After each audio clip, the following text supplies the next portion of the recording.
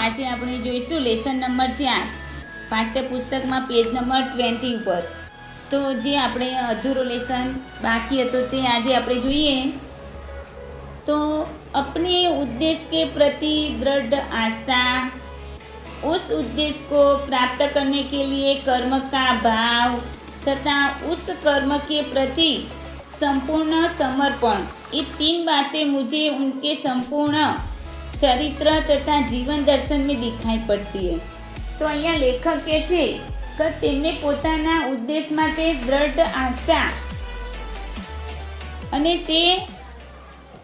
તેના ઉદ્દેશ માટે પ્રાપ્ત કરવા માટે કર્મનો ભાવ તથા તે કામમાં તે પ્રત્યેનું સંપૂર્ણ સમર્પણ એટલે કે તેના કાર્ય માટે પ્રત્યે પૂર્ણ સમર્પણ, એ 3 વાતો તેમના માટે મુખ્ય છે।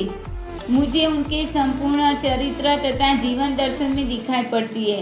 तो तेमना संपूर्ण चरित्र अने तेमना जीवन में आपने जोवा मळे छे।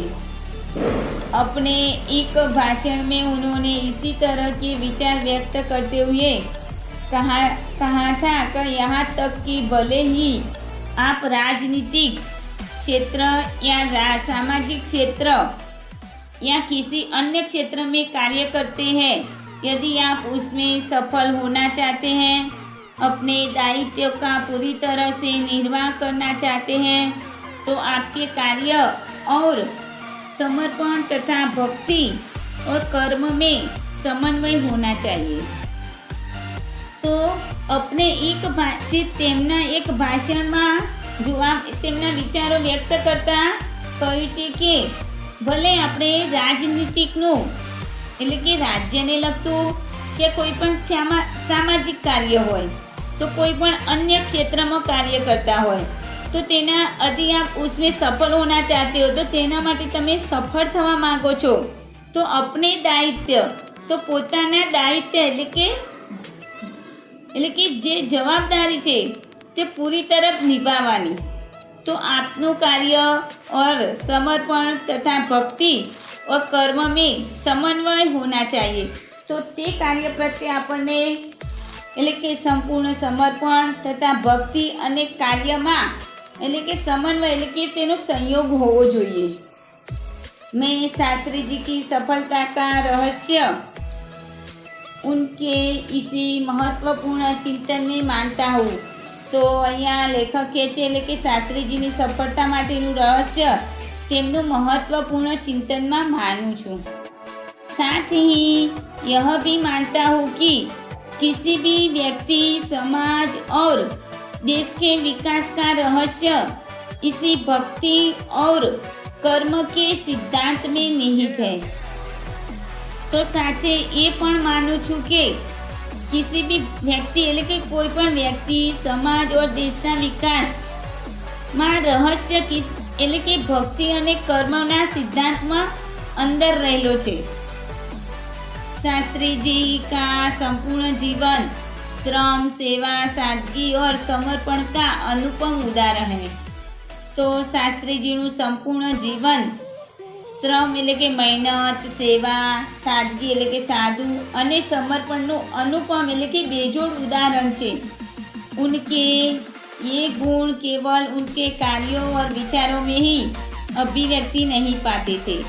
तो तेमना आ गुण केवल तेना कार्यों और विचारों में अभिव्यक्त એટલે કે प्रकट नहीं करता, बल्कि उनको देखने से ही इन सभी भावों का एहसास हो जाता है। पण तेमना एक गुणों जोवामां એટલે કે सभी भावों अनुभव थतो जोवा मळे छे। उनके अपने व्यक्तित्व में विचारों का अनोखा समन्वय था એટલે કે संयोग હતો। તેમના વ્યક્તિત્વ અને વિચારોમાં જ અનોખો સંયોગ હતો। वे जो कुछ कहते थे वही करते थे। तो ये व्यक्ति एवा हता कि जे कहता हता अने तेज करता हता। जो कुछ भी करते थे वह एकमात्र राष्ट्र लाभ की भावना से प्रेरित होकर करते थे। तो जे पण कई करता हता ते एकमात्र राष्ट्रना એટલે કે દેશના લાભની જે ભાવના હોય તેના માટે કરતા હતા।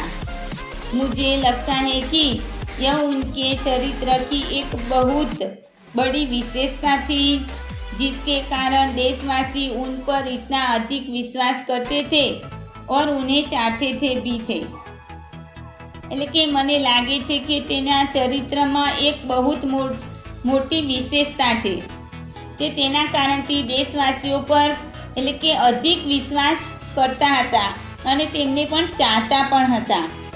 पंडित नेहरू की समृद्ध राजनीतिक विरासत को संभालना और उसे आगे ले जाने का काम कम कठिन नहीं था। એટલે કે પંડિત નહેરુની સમૃદ્ધ રાજનીતિક વિરાસત એટલે કે રક્ષક એને સંભાળવું અને તેને આગળ લઈ જવાનું કામ એટલે કે કઠિન નહોતું। लेकिन देश ने उस समय यह साफ साफ देखा कि उसे संभालने की ताकत शास्त्री जी में ही है। तो तेने આગળ લઈ જવાનું કામ સંભાળવાનું કામ એટલે કે આ શાસ્ત્રીજીમાં જ છે। और शास्त्री जी ने अपने निर्मल चरित्र और दृढ़ संकल्प शक्ति द्वारा देश की इस आकांक्षा को पूरा किया। એટલે કે શાસ્ત્રીજીએ આ કામ પૂરું પાડ્યું।